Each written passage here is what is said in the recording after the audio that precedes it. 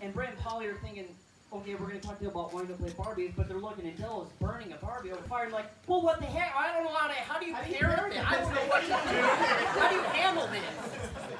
And it's been 25 years, and they still don't know how to handle it. Jordan, I guess my advice for you is, when it comes to Dell, just be ready for the unexpected. And if you guys have kids, don't buy them Barbies. So I guess kind of my last story here was kind of being as Pearsons, like we're kind of phasey people. We kind of go through a lot of different phases, and Dell's absolutely no exception to that. He's kind of maybe the forerunner of it. Just to give a couple examples, it's like Dell and us, we went through like a hair dyeing phase, like a pork sausage phase, no underwear phase.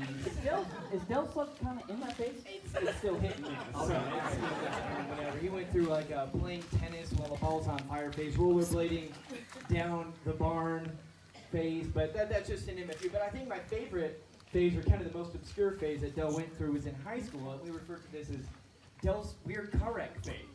So Dell went through 5 car wrecks in a span of 60 days. Some of these were his fault, but one, like in this story, was not his fault. So he was out to lunch with some of his friends, and so he was kind of riding along, and they must have took a turn a little bit too hot, and next thing you know, they flipped over a couple times, ended up upside down in a ditch. And thankfully, Dell was riding shotgun and had a seatbelt on. Did Dell really have a seatbelt on?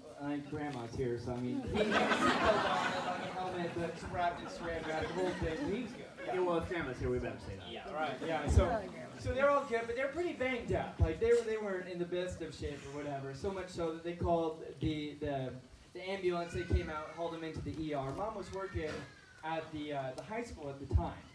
And so she got a call from Mr. Drews, the principal, and regarding her son, which this is not her first call she's had from the principal regarding her son. No, normally it's about the conduction of our behavior, but so it was like he explained the situation, your son's in the hospital, all this and that. So it takes a lot for Mom to get worked up.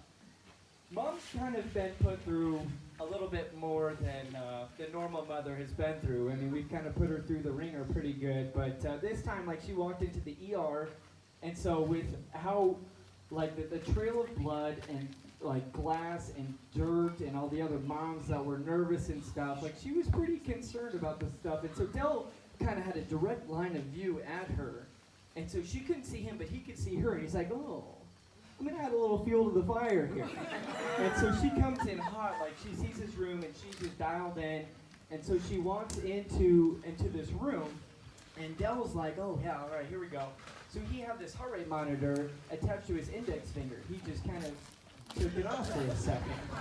So Mom walks into the room, and she sees glass, dirt, blood, her son, her favorite son, just like passed like out, and all the while this heart rate monitor is loudly letting her know that her son is going into cardiac arrest. And she went bananas. She's yelling for a physician, and she's just about ready to rip his shirt off and perform open heart surgery herself. But Dell slipped out of character, and he just lost it. So he started laughing and stuff, and so I wish I could have been a fly on the wall to see that interaction. But Jordan, the application here is it doesn't matter the situation. It doesn't matter what happens. You just got to be on your toes. Dell has been funny from day one, and he will always be funny. But just remember to prepare yourself for a lifetime of laughing. Well, I guess, Jordan, I'm going to go ahead and capitalize on that a little bit. As you heard, Lincoln just said that Dell was the favorite. And even though my parents will deny it, he is still, to this day... I've never denied it. Yeah, he's the favorite. I've never denied it. It's not even close.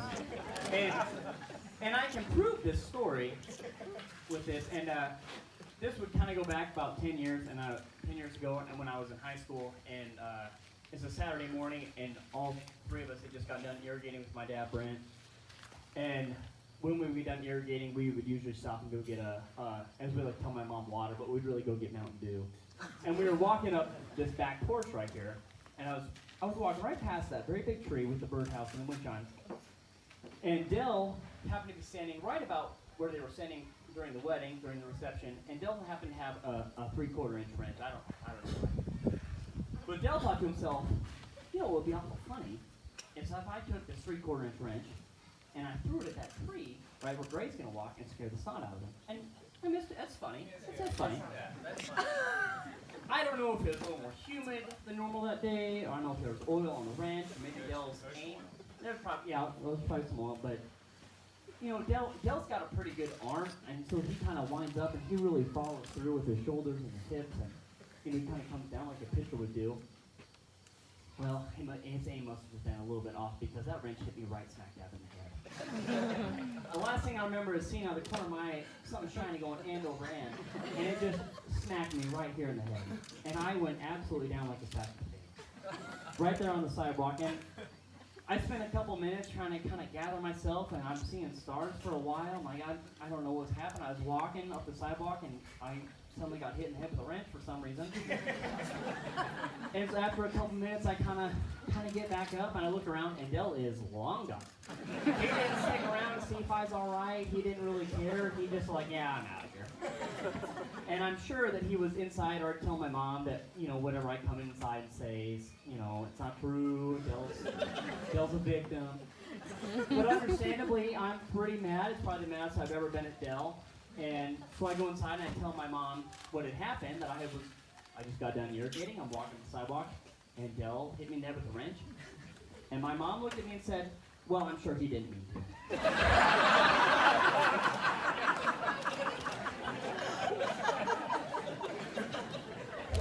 And Dell got in no trouble for that. She was like, well, I'm sure you didn't mean to. You probably deserved it. Older brother, you're kind of annoying. So Jordan, I guess my advice to you is that from day one of your marriage, you gotta lay the hammer down on Dell. He thinks he can get away with anything, but don't let him. He is kind of a scoundrel. You gotta watch him, and you can't let him get away with anything. But on a serious note, I'm just so happy that you're marrying Dell. You guys are an absolute perfect match for each other. I'm so happy you're married to our family, and I want to say thanks for settling for that. It means so much to us. So we want to apologize kind of for a lengthy speech here, but Gray and I were kind of this summer kind of thinking about stories to tell about Dell. And this was not an easy process. Like, this could go on and on and on. So we just kind of condensed it down to 4 different things. But honestly, like, on a serious note, Dell, I mean, how can we begin to describe how proud of you that we are? Like, just kind of the impact that you have had on so many people's lives, like the way that God has blessed you with different talents and gifts and abilities. And I know, like, there's so many times at the end of the day that you would want to go home and do what God has blessed you to do, and like do metal projects and all that stuff. But time and time again, even that I've seen this summer, as you choose to spend that time having an impact on kids in the youth group's lives, or investing in like a different Bible study that you're in and stuff, like, it's just so challenging for us as a family. And we just thank you that for the role that you've played. And I don't know, it's hard to put into words just kind of how we've seen God